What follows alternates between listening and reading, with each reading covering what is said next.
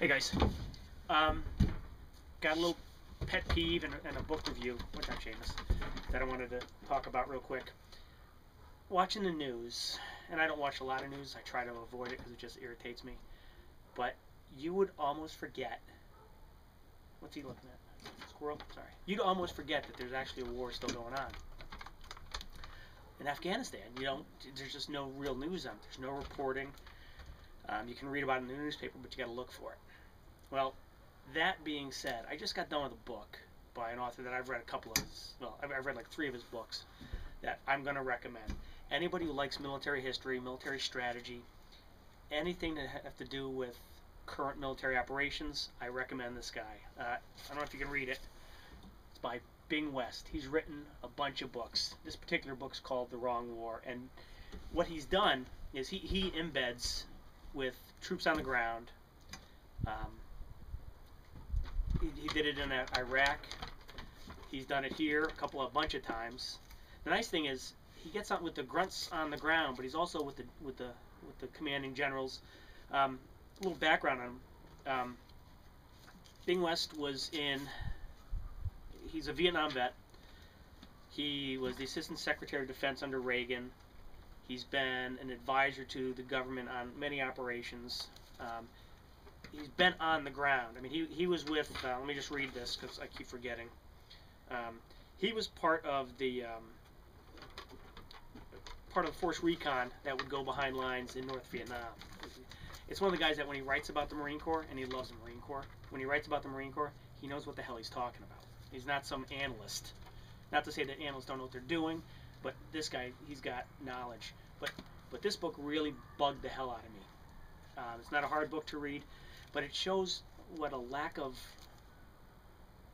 clear-cut leadership and doctrine we have in Afghanistan. It's the same problem that we've had in Iraq. It's the same problem we had in Vietnam.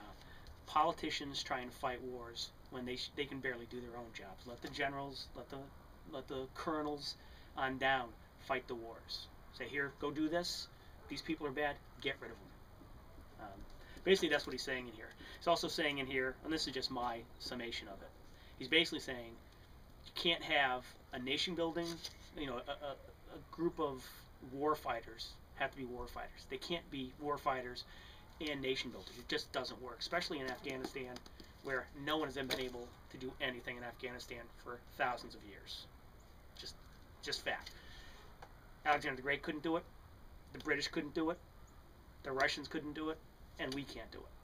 All we can hope to do is go in and kill as many Taliban as possible and then get out of there. Because we're not going to be able to make Afghanistan anything other than what Afghanistan is, which is a feudal nation ruled by separate tribes and overseen by a corrupt government. That's my take on it. Not just from this book, but from other articles I've read. But if you're at all interested, check Bing West out. He's got a lot of books. He's also got a son who's a Marine. His son's written a bunch of books, but they're more along the lines of action thrillers. But other books by Bing West are the Strongest Tribe, that's in Iraq. No True Glory, which is a chronicle of the Fallujah campaign by the Marines, and then The March to Baghdad, where he also embedded with the Marines on the ground. Highly recommend them. On that same thing, because I read a lot of military history and military doctrine, I guess, and analysis. Another guy to check out is Max Boot. He's an analyst guy. This book's called War Made New, and it's a lot of military history. But basically, what it's saying is there's nothing really new. The technology's new, but the doctrine behind it isn't really new. Good book. That's a real good book. It's a long read. He's got another one called Savage Wars of Peace. Basically, another history book. This is Small Wars and the Rise of American Power. I like this one a lot. It was very interesting. But check him out too.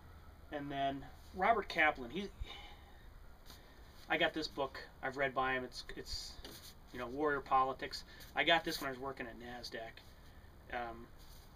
just like a leadership book, but it's got a lot of good stuff in it. He writes a lot of articles too. All three of these authors do a lot of writing for newspapers and op-eds. So I would check any one of those out.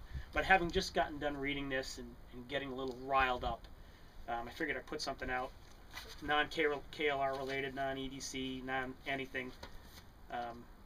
Just a good old honest, I like this book.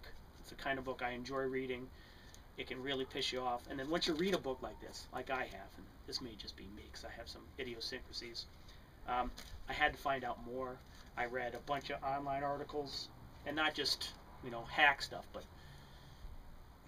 stuff from guys who've been on the ground, stuff from analysts, and then I read a bunch of stuff from the Russians. And what the Russians went through is pretty much what we went through. The only difference between then and now, aside from, you know, 30 years or 20 years, depending on how you look at it, is just the technology.